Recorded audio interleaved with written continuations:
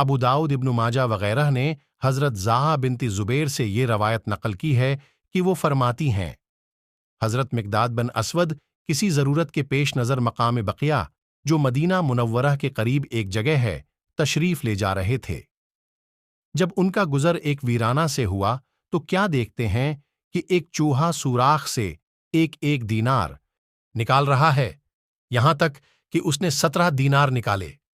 پھر اس چوہے نے سوراخ میں سے ایک سبز رنگ کے کپڑے کا کنارہ نکالا۔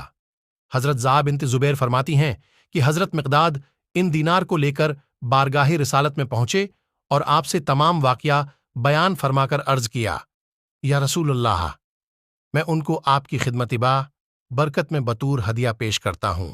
جناب نبی کریم نے حضرت مقداد سے سوال کیا کہ تم نے سوراخ سے تو نہیں نکالے؟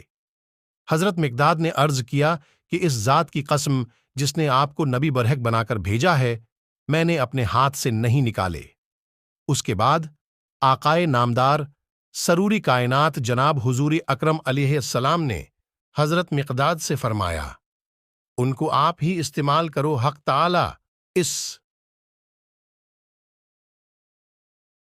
دوستو، اگر آپ کو ہمارا ویڈیو پسند آئے تو لائک ضرور کریں اور ہمارے چینل کو سبسکرائب ضرور کریں۔